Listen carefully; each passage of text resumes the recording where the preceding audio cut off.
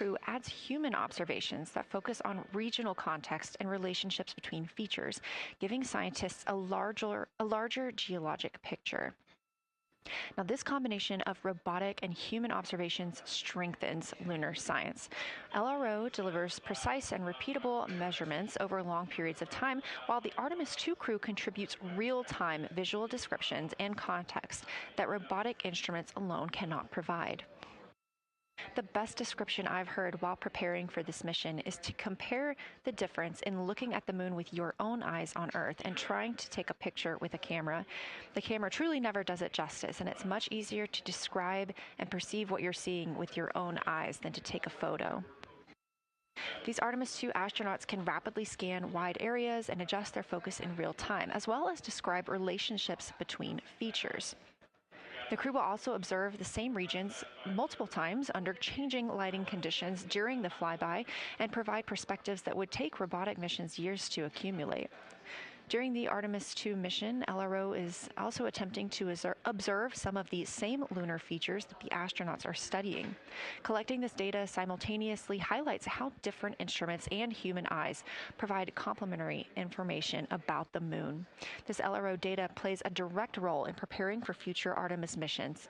Its measurements of topography, surface temperature, composition, radiation, and lighting conditions are used to assess hazards, identify safe landing sites, and locate potential resources such as water ice near the lunar South Pole. This mission, Artemis II, represents the point where years of robotic preparation are paired with human exploration for the first time in the Artemis era. So together, LRO, the Lunar Reconnaissance Orbiter, and Artemis II are demonstrating how NASA moves from mapping the moon robotically to exploring it with humans. We are laying the groundwork for future Artemis missions and sustained lunar operations. A check-in with Orion. We are now 4 days, 21 hours, and 22 minutes into the flight of Artemis II, our crew aboard the Orion spacecraft. We are now 8,153 miles away from the moon, 250,742 miles away from Earth. The spacecraft is traveling at 1,030 miles per hour.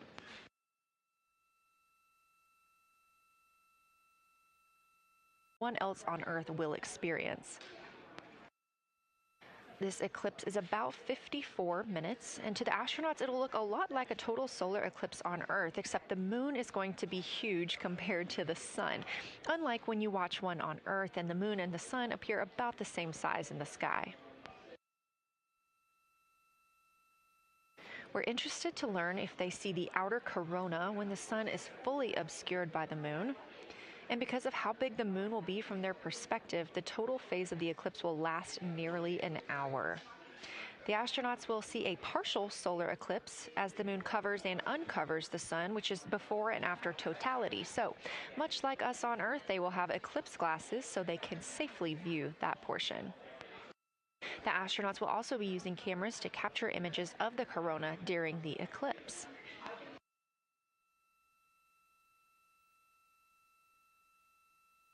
There also may be some other planets visible during the eclipse, including Venus, Saturn, Mars, and Mercury.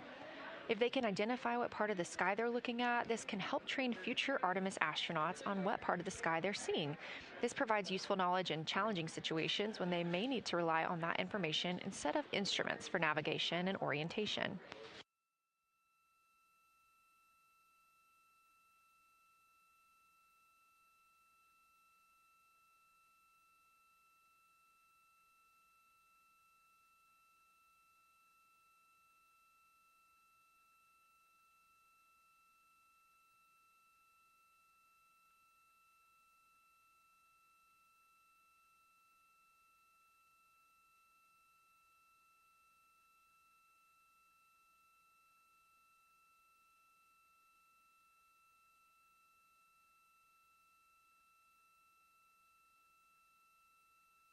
Confirmation from teams here in the ground that we have reached the eclipse attitude, meaning Orion is in the proper position to observe it.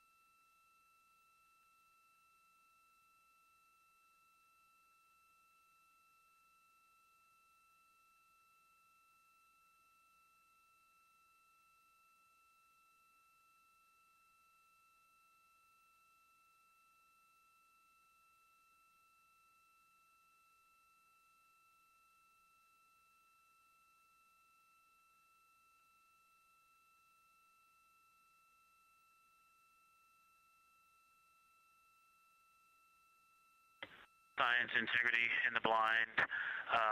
This is continues to be unreal. The sun has gone behind the moon, and the corona is still visible, and it's bright, and it creates a halo almost around the entire moon. But when you get to the Earth side, the Earth shine is already shown. I mean, almost seconds after the sun set behind the moon, you could see Earth shine. The Earth is so bright out there, and the moon is just hanging in front of us. This black orb out in front of us, in front of now, not the blackness, but the gray that blends and drifts into the blackness. We can see stars and the planets behind it. And Christina is in window 1, Reed is in window 2 with the long lens, and Jeremy is describing it in window 3, and it is quite an impressive sight. You can still see the horizon lit up brighter where the sun set on that side of the moon. It is bright, and Earthshine is very distinct, and it creates quite an impressive visual illusion. Wow, it's amazing.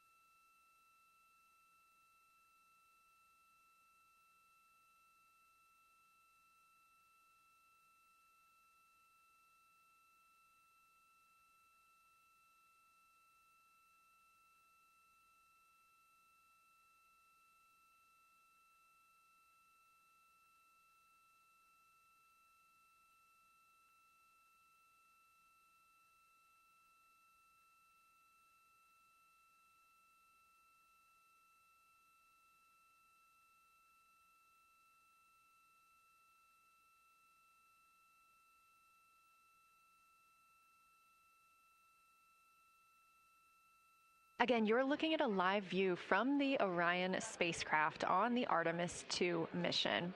Orion is now 252,125 miles away from us all on Earth.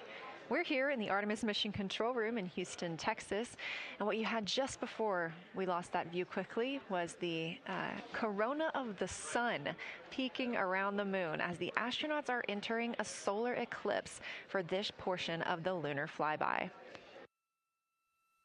We're now over 5,500 statute miles from the moon. That closest approach today was just about 4,067 statute miles away. And teams in the room beginning to get a little busier and filter in and out as we are stepping through a handover. The Orbit 1 team is handing over to Orbit 2, who will continue monitoring lunar flyby and all of the systems aboard the Orion spacecraft.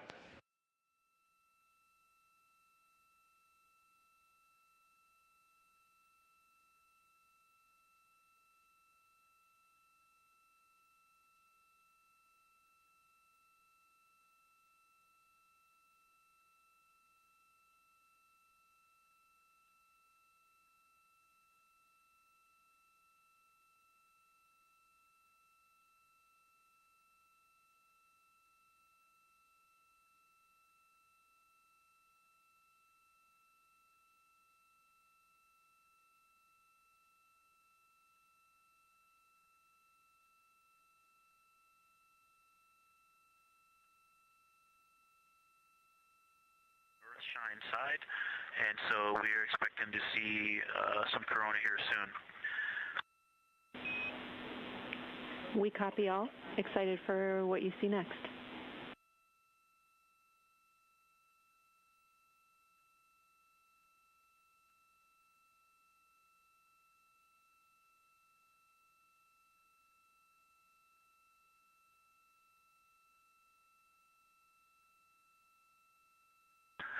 not sure if we talked much about the star field, but we've got lots of stars. You've got the nice glow around the moon, but, right off the, well, we're upside down now, but from upside down 4 o'clock right off the edge of the moon, looks like